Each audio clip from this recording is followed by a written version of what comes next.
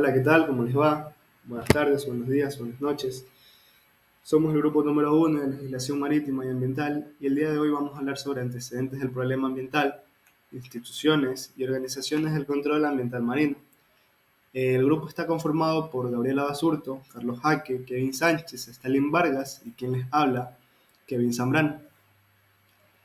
Dentro de esto tenemos los antecedentes del problema ambiental marino.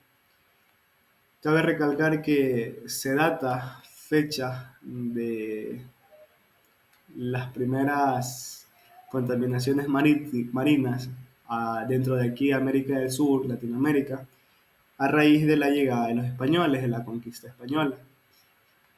Desde ahí se data las primeras contaminaciones marinas dentro de lo que es acá. Sin embargo, como concepto tenemos, desde que antes del siglo XIV se han documentado impactos significativos en los ecosistemas marinos debido a la explotación de recursos e introducción de contaminantes.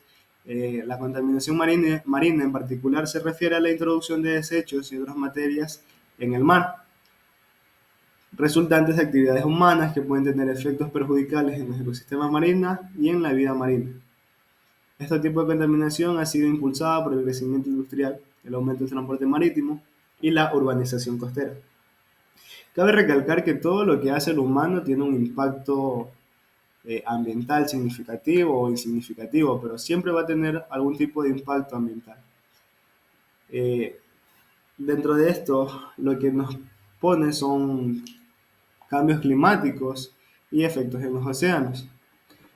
Pues bueno, los océanos juegan un papel fundamental en el equilibrio climático del planeta, absorbiendo gran cantidad de dióxido de carbono y regulando la temperatura global. Sin embargo, el cambio climático está teniendo un impacto significativo en la salud y bienestar de nuestros océanos, lo que a su vez afecta a los ecosistemas y las comunidades que dependen de ellos. Millones de personas pues dependen del océano para sustento, ya sea a través de la pesca o transporte marítimo o el turismo. Y bueno, pues los ecosistemas marinos se ven gravemente amenazados por el calentamiento, la acidificación y la contaminación, poniendo en peligro la riqueza de la vida marina. Como les nombraba, todo humano, toda acción humana tiene un impacto ambiental. Dentro de esto, en el océano, como vemos, es la acidificación o la elevación del pH dentro del agua, del agua de mar. O sea, el océano está absorbiendo grandes cantidades de dióxido de carbono, lo que ha hecho que su pH esté incrementando y bueno, pues se esté volviendo más ácido. Y bueno, pues ni hablar de la vida marina, los animales, como vemos aquí, los pescados, las tortugas que sufren todos aquellos desperdicios que nosotros por negligencia, digamos, eh, lanzamos al mar. Bueno, pues eventos que impulsaron la conciencia ambiental marítima. Tenemos el desastre de Torrey Canyon en 1967, que fue un petrolero que encalló frente a las costas de Cornwallis, en el Reino Unido, derramando más de 120.000 toneladas de petróleo crudo. Aquí tenemos el derrame de Exxon Valdez en 1989, que fue una petrolera que derramó más de 40.000 toneladas de petróleo crudo. Y bueno, el vertido de Deadwater, que ha sido el más grande a nivel marítimo, dentro de la exposición, la plataforma Deepwater Horizon en el Golfo de México provocó una de las mayores vertidas de petróleo, superando los 4.9 millones de barriles de petróleo. Y bueno, tenía previsto mostrarle los videos de cada uno, cómo se provocaron los desastres. Y bueno, eso. A continuación, mi compañero. A continuación, tenemos las primeras leyes e instituciones de protección ambiental marítima globales. El nacimiento de la conciencia marítima surge desde que la actividad humana se intensificó en los océanos. Entonces, como resultado de esto, se tuvieron que establecer normas y regulaciones para la protección de los ecosistemas. Entonces, como una de tantas pues, normas que tenemos, nace la bien conocida Conferencia de Estocolmo de 1972, Esta norma o esta conferencia se puso en manifiesto la necesidad de cooperación internacional para abordar los problemas ambientales globales. Y si bien es cierto, también se incluyó la contaminación marina. Entonces, nos dice que a partir de la conferencia de Estocolmo se inició un proceso de desarrollo de leyes e instituciones para proteger el medio marino, y de esta surge el Programa de las Naciones Unidas para el Medio Ambiente, PUNA, cuya misión principal tiene como objetivo proporcionar los conocimientos y las herramientas necesarias a los países para abordar temas ambientales sin comprometer el desarrollo de estas mismas, el desarrollo económico. Entonces, tiene algunos puntos, pero lo más rescatable es que establece una agenda ambiental global, lo cual me ayuda a identificar los problemas ambientales emergentes y establece la agenda global para abordarlos. También promueve la implementación de políticas sólidas. Esto apoya a los países en la adopción de políticas y leyes ambientales efectivas. Bien, ahora tenemos el convenio Marpol, el cual está constituido por 6 anexos. Uno de los anexos nos habla sobre la regla para prevenir la contaminación por hidrocarburos. Entonces, esto nos habla sobre los problemas de derrame accidentales, ¿ya? Y como anexo este, que trata, ¿no?, de prevenir la contaminación por hidrocarburos, hicieron obligatorios el doble casco para los petroleros nuevos y incorporaron un calendario de introducción gradual para que los buques de tanque existentes se adaptaran al doble casco, lo que fue revisado posteriormente entre 2001 y 2002. El segundo anexo nos habla sobre la regla para prevenir la contaminación por sustancias nocivas transportadas a granel.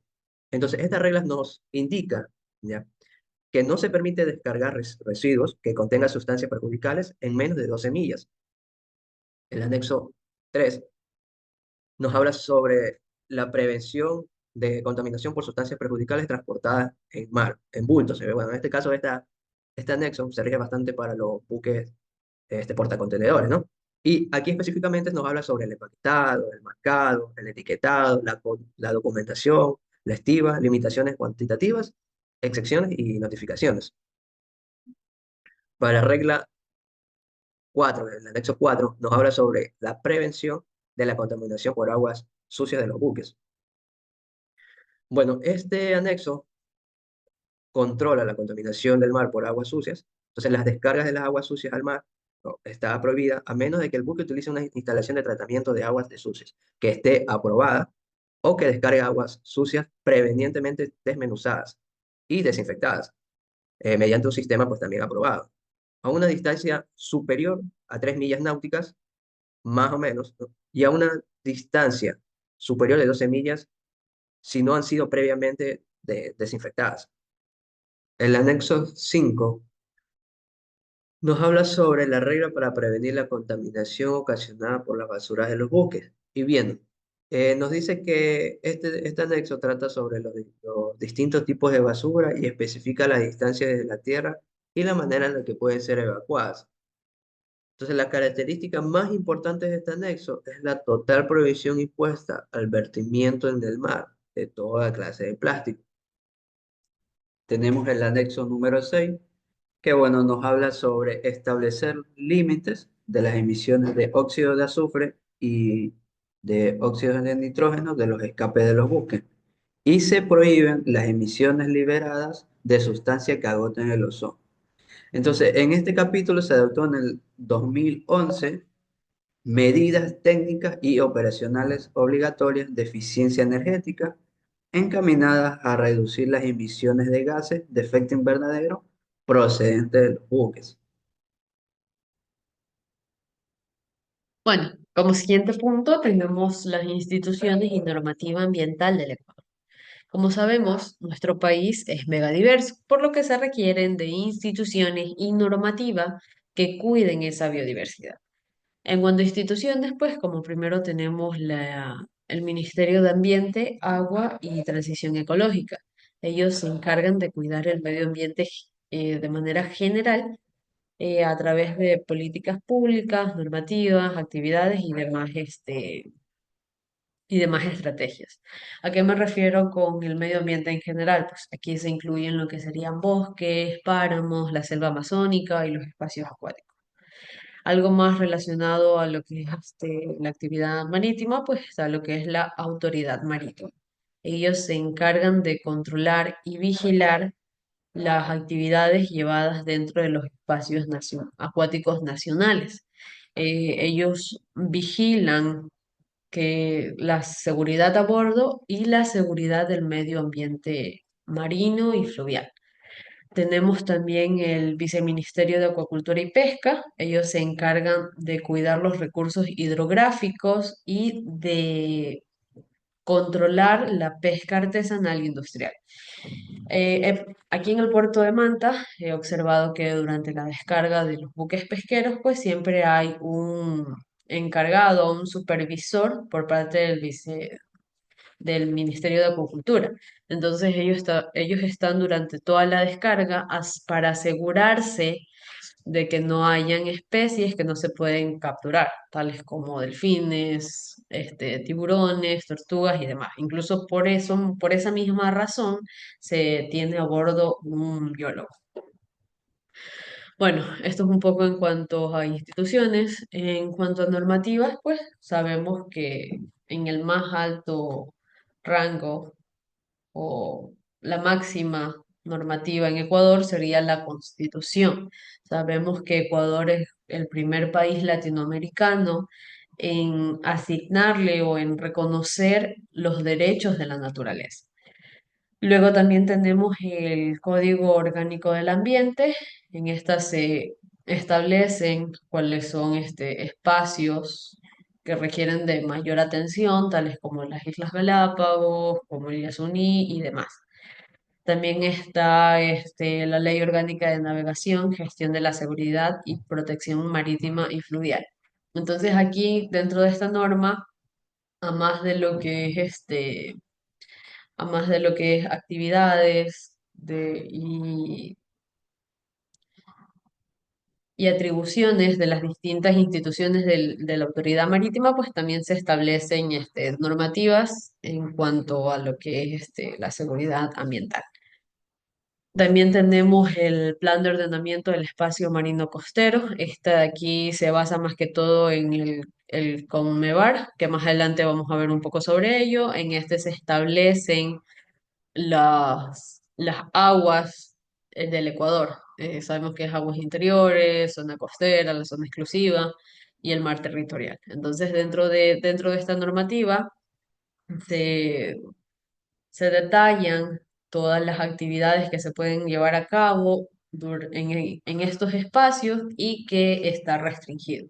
Como sabemos, en la zona económica exclusiva únicamente pueden pescar buques de bandera ecuatoriana. No podrían ingresar buques de bandera extranjera. Eso sería ilícito. Eso es lo que se llama la pesca ilícita. En otra normativa tenemos la Ley Orgánica para el Desarrollo de Acuacultura y Pesca. A través de esta ley surge lo que son las famosas vedas para como sabemos, las vedas existen con el fin de preservar o de cuidar que las especies que se capturan se sigan manteniendo, tengan su ciclo de reproducción. También tenemos el acuerdo sobre medidas del Estado Rector de Puerto destinadas a prevenir lo que es la pesca ilegal y no declarada. Este es un acuerdo internacional en donde se le permite a Ecuador ejercer funciones de Estado ribereño para justamente realizar inspecciones en buques extranjeros con el fin de que se verifique que no lleven especies ilegales y que no se lleve la pesca dentro de espacios no autorizados. Cabe destacar que estos son algunos de los ejemplos, hay más normativas, hay unas que otras instituciones y siempre también el Ecuador cuenta con planes de conservación y manejo de reservas naturales y de recursos hidrográficos. Es decir, cada espacio, cada reserva va a tener su manera de llevar las cosas y van a haber distintas más autoridades que vigilen y mantengan el orden de esos espacios. A continuación les voy a presentar un video sobre Ecuador y la CONVEMAR.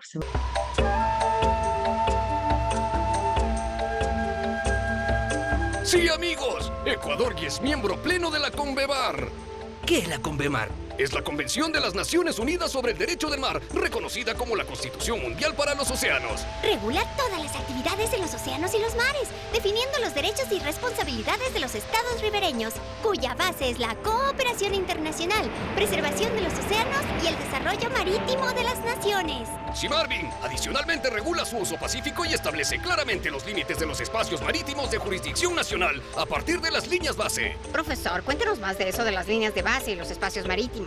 Las líneas de base son líneas de referencia a partir de las cuales se miden los espacios marítimos de un estado. También constituye el límite de las aguas interiores sobre las cuales el estado ejerce soberanía absoluta, al igual que lo hacen sobre los ríos o los lagos. Desde las líneas de base hasta las 12 millas se conoce como mar territorial, en donde el estado ribereño ejerce soberanía y se extiende el espacio aéreo sobre el mar territorial, así como el lecho y el subsuelo de ese mar. Al espacio desde el límite del mar territorial hasta las 24 millas se lo conoce como zona contigua, en donde se permite prevenir y sancionar las infracciones a las leyes y reglamentos aduaneros, fiscales de migración o sanitarios de un estado. Finalmente, al espacio marítimo hasta 200 millas se conoce como zona económica exclusiva, en donde se ejerce derechos de soberanía para los fines de exploración, explotación, conservación y administración de los recursos naturales, tanto vivos como no vivos, de las aguas subyacentes al lecho, del lecho y el subsuelo del mar. O sea que barcos de otros países no pueden extraer recursos allí. No pueden efectuar ninguna tarea de exploración ni tampoco de explotación. Sin embargo, en el mar territorial, los buques de otros estados gozan del derecho de paso inocente, mientras que en la zona económica exclusiva existe libre navegación. ¿Y en las Islas Galápagos? Se mantiene el estatus de protección y contemplación mundial de las Islas Galápagos y su zona de reserva marina, porque es reconocida mundialmente como patrimonio natural de la humanidad y zona marítima especialmente sensible. Además, gracias a las cordilleras submarinas insulares como la de Carnegie, el país puede extender sus derechos de soberanía en la plataforma continental hasta 350 millas. Con la CONVEMAR se protege y preserva el medio marino y sus ecosistemas. Los espacios marítimos están plenamente delimitados. Tenemos soberanía para la explotación de los recursos y gozamos de seguridad jurídica plena. Ahora tenemos control sobre más de 1.100.000 kilómetros cuadrados de nuestras aguas en beneficio de sus pobladores y del país. Sin embargo, debemos fomentar el respeto, comprensión y cuidado del océano. Es nuestro deber proteger el medio marino, aprovechar cuidadosamente sus recursos y vivir en armonía con la naturaleza. Las aventuras de Marvin. Fue una presentación de la Dirección General de Intereses Marítimos de la Armada del Ecuador y el PEAMCO. Como vimos, existe la normativa en Ecuador, pero también depende de nosotros como ecuatorianos cuidar y preservar el medio ambiente. A continuación, mi compañero va a seguir con el siguiente punto de la exposición. En secciones anteriores vimos cómo la actividad humana ha impactado profundamente los ecosistemas marinos, desde la revolución industrial hasta la actualidad. A pesar de los esfuerzos en temas legislativos y regulaciones ambientales para reducir el daño, la presión sobre los océanos continúa, debido a factores como la sobrepesca, el aumento de desechos plásticos, los derrames de petróleo y las emisiones de CO2 de la industria naviera. Aquí es donde entra la necesidad de buscar estrategias globales para proteger los océanos. No basta con crear leyes, es fundamental aplicar soluciones que sean sostenibles y adaptadas a las necesidades actuales. Como estrategias o soluciones para la protección de océanos, se propone la pesca sostenible, la cual implica prácticas que respeten los ciclos de vida y reproducción de las especies, evitando la sobrepesca y protegiendo los hábitats naturales. ¿Cómo lograrlo? Por ejemplo, a través de la implementación de cuotas de captura que ayuden a regular la cantidad y frecuencia de la pesca, evitando la sobreexplotación, a través de vedas temporales que de por sí ya se aplica para permitir que las especies marinas se recuperen, y a través del uso de artes de pesca selectivas que consiste en rediseñar redes y equipos de pesca para reducir la captura incidental de especies no objetivo. Como segunda propuesta, las tecnologías limpias. La idea es reducir la huella ambiental de las operaciones marítimas, enfocándose en el uso eficiente de la energía y en la disminución de emisiones de gases y desechos contaminantes. ¿Cómo lograrlo? Por ejemplo, a través de la transición a combustibles alternativos, como el gas natural licuado y biocombustibles para reducir emisiones, a través de la transición hacia la propulsión híbrida y eléctrica para disminuir el consumo de combustibles fósiles, y la más sencilla, a través del mantenimiento preventivo y eficiencia energética. La idea es mantener los motores y sistemas de un buque en óptimas condiciones para maximizar la eficiencia y reducir el consumo. Y la última propuesta, la gestión de residuos a bordo, la cual implica prácticas para manejar, almacenar y disponer de los residuos de forma segura. Los residuos en un buque pueden ir desde desechos sólidos y plásticos hasta aguas residuales y productos químicos. ¿Cómo lograr esto? Por ejemplo, a través de la separación y almacenamiento de residuos sólidos como plásticos, metales, papel, residuos orgánicos, residuos peligrosos como baterías, aceites, productos de limpieza. Todos estos deben ser almacenados en contenedores especiales y aislados de otros desechos para su correcta gestión, y a través del tratamiento de aguas residuales como grises y negras y aguas de lastre, incorporar sistemas que eliminen los contaminantes antes de descargar estas aguas hacia el mar. Para reforzar estas estrategias, entre otras soluciones, se propone la certificación.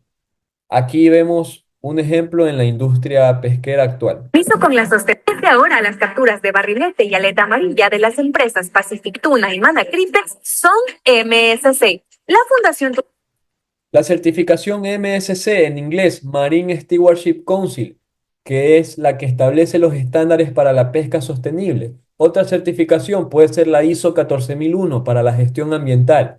Estas certificaciones no solo demuestran el compromiso de las empresas con el medio ambiente, sino que también mejoran su reputación y aceptación en el mercado global, por lo cual es doble ventaja. Otra estrategia puede ser mejorar la capacitación, que cada miembro a bordo conozca y practique las normas de sostenibilidad. Aquí vemos un ejemplo en la industria actual. ¿Por qué vemos tortugas si lo que pescamos son atunes? Porque son especies que acompañan al cardumen de atún, llamándose así especies acompañantes, donde pertenecen a las aguas abiertas para que continúen su viaje. En Tunaconcha estamos comprometidos con la conservación marina, implementando las mejores prácticas que minimicen nuestro impacto en la vida silvestre. Y aquí vemos otra estrategia de reciclaje. De redes a ropa. Es la premisa bajo la cual las empresas miembros de Tunacon se están comprometidas para minimizar la contaminación marina, reciclando todas las redes de pesca en desuso. Muchas gracias. Bien, hoy vamos a hablar sobre la importancia de la legislación marítima. Ya, antes de empezar, pues vamos a hablar un breve contexto. Y el primer punto a recalcar es que el 70% de la superficie de la Tierra es agua. Bien, por este medio y como primer punto, se transporta diferentes mercancías, haciendo posible la comunicación entre diferentes continentes. Y como segundo punto, eh, en esta superficie se da una fuente grande de proteínas a la que dependen muchas personas. En este caso, por ejemplo, Manta depende mucho del atún para su economía local y la economía nacional, básicamente, porque aporta. Y si imaginamos un contexto donde el atún se acabe, pues vamos a sufrir una gran crisis y se va a notar a nivel local esa crisis, porque no tenemos otra fuente grande que donde podamos producir una economía estable. Ya, también recalcar que en este medio se producen grandes cantidades de oxígeno y nitrógeno, y a la vez, enlazado al cuarto punto, hay una reducción de temperatura bastante grande. Pero en este contexto hay grandes reducciones de temperatura porque el agua resetea grandes cantidades de CO2. Pero este es una desventaja bastante grande. O sea, es bueno porque reducen la temperatura, pero los océanos se acidifican, o sea, aumenta el nivel de pH. Ya, ahora, ya dando el contexto, pues vamos a decir la importancia de legislaciones y acuerdos. Bien, los avances de legislación y los acuerdos mundiales sobre la contaminación marítima son importantes porque protegen los ecosistemas marinos y costeros, reducen la contaminación marina, minimizan los efectos de la acidificación de los océanos, evitan prácticas insostenibles e ilegales de pesca, contribuyen a la seguridad alimentaria y salud humana, generan medios de la vida sostenibles y trabajo decentes, protegen la biodiversidad marina y garantizan el uso responsable del medio marino. Entonces, ahora último salió una Agenda 2030 y en esta agenda, pues, en uno de los capítulos, o OBS, pues, habla sobre la vida submarina. Ya, en este capítulo, pues, se da mucho a entender, o el contexto principal del capítulo es sobre la protección de los ecosistemas y la vida submarina. Entonces, aquí hace referencia a las pescas ilegales, a las pescas insostenibles.